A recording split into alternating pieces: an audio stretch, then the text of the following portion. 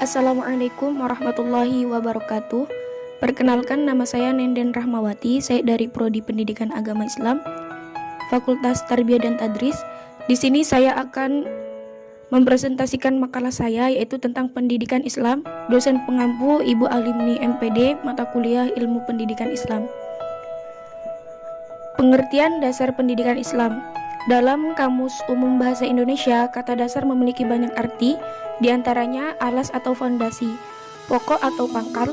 Menurut Abudinata, dasar pendidikan adalah segala sesuatu yang bersifat konsep, pemikiran dan gagasan yang mendasari, melandasi dan mengasasi pendidikan. Dengan demikian, dasar pendidikan Islam adalah segala sesuatu yang bersifat konsep, pemikiran dan gagasan yang mendasari, melandasi dan mengasasi pendidikan Islam.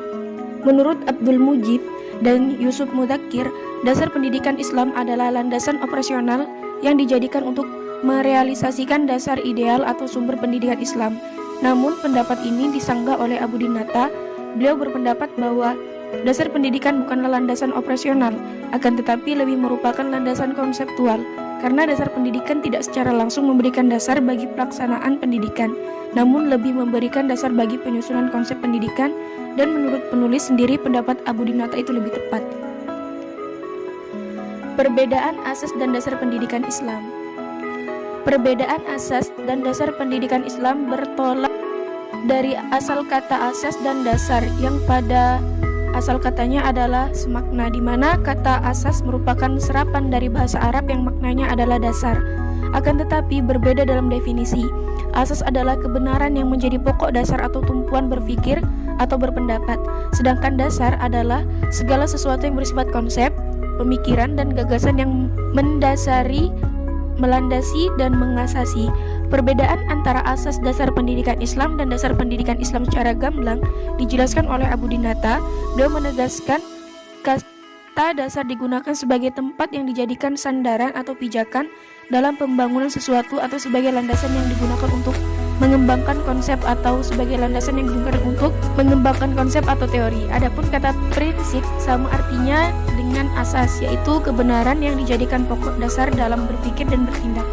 Kata prinsip atau asas merupakan landasan operasional atau landasan bertindak. Macam-macam asas pendidikan Islam mengacu kepada sumber ajaran Islam, baik Al-Quran, Al-Hadis, sejarah, pendapat para sahabat, masalahat mursalah, dan uruf. Dapat dijumpai beberapa prinsip pendidikan sebagai berikut. 1. Prinsip wajib belajar. 2. Prinsip pendidikan untuk semua. 3. Prinsip pendidikan sepanjang hayat. 4. Prinsip pendidikan berwawasan global dan terbuka. 5. Prinsip pendidikan yang sesuai dengan bakat manusia. 6. Prinsip pendidikan yang menyenangkan dan menggembirakan. 7. Prinsip pendidikan yang berbasis pada riset dan wacana dan rencana. 8. Prinsip pendidikan yang terbuka. 9. Prinsip pendidikan yang berbasis masyarakat. 10. Prinsip pendidikan yang sesuai dengan perkembangan zaman. 11.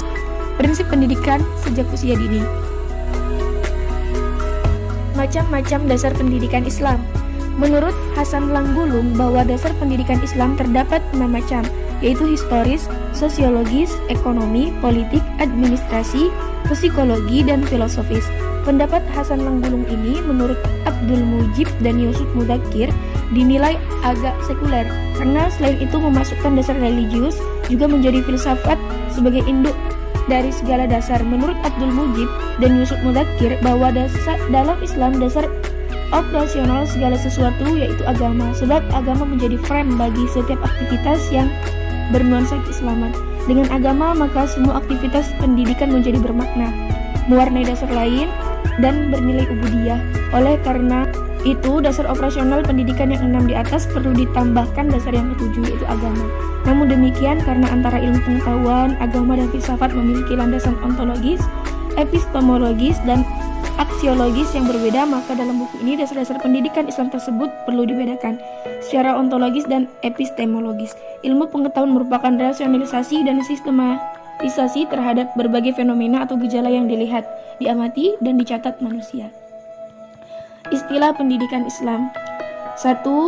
Pendidikan menurut Islam atau pendidikan Islam, yakni pendidikan yang dipahami dan dikembangkan dari ajaran dan nilai-nilai fundamental yang terkandung dalam sumber dasarnya, yaitu Al-Quran dan As-Sunnah.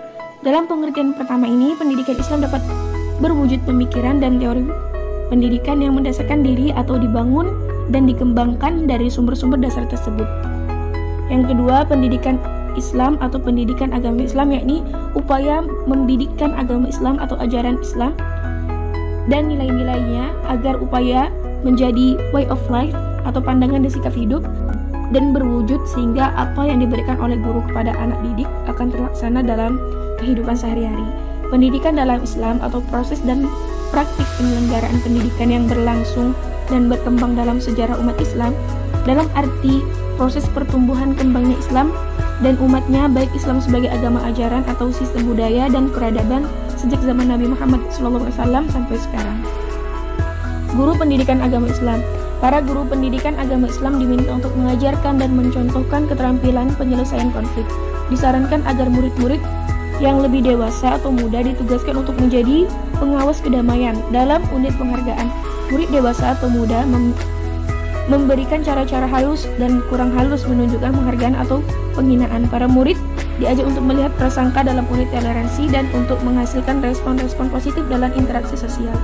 Seorang guru diharuskan memiliki komitmen terhadap profesionalitas diri dalam pengembangan tugas mengajar sebagai guru. Tugas guru yang paling utama adalah meningkatkan mutu proses dan hasil kerja yang ia lakukan dengan selalu memperbaiki dan memperbaharui model, strategi, serta metode yang ia gunakan dalam pembelajaran sesuai dengan mengikuti arah perkembangan zaman. Mungkin hanya sekian yang dapat saya sampaikan. Atas perhatiannya saya ucapkan terima kasih. Apabila banyak salah-salah, saya mohon maaf. Akhirul kalam. Assalamualaikum warahmatullahi wabarakatuh.